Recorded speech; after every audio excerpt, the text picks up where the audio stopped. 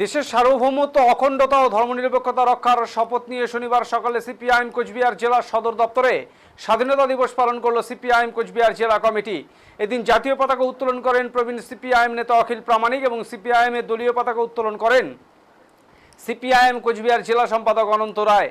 নেতাজি সুভাষচন্দ্র বসুর সম্পর্কে যারা কুরুচিকর মন্তব্য করেছেন তাদের বিরুদ্ধে যথাযথ ব্যবস্থা গ্রহণের দাবি জানানোর পাশাপাশি দেশের সার্বভৌমত্ব, অখণ্ডতা ও ধর্মনিরপেক্ষতা রক্ষায় সব অংশের মানুষকে ঐক্যবদ্ধ হওয়ার এদিন আহ্বান জানান অনন্ত রায়।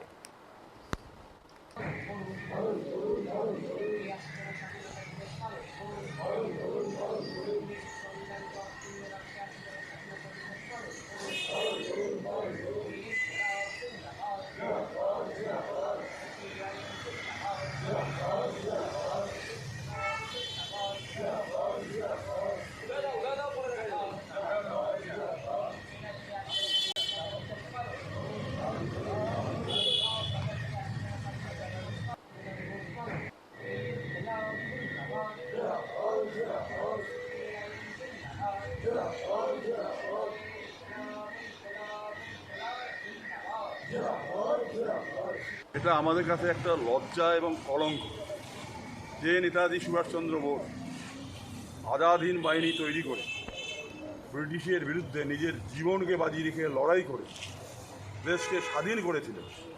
আজকে নেতাজি সুভাষচন্দ্র বোস আমাদের বাঙালিদের একটা গর্ব, আমাদের কমিউনিস্টদের কাছেও একটা গর্ব।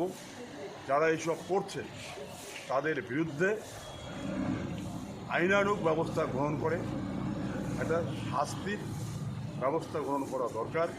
৮০তম স্বাধীনতা দিবসে এটাই হচ্ছে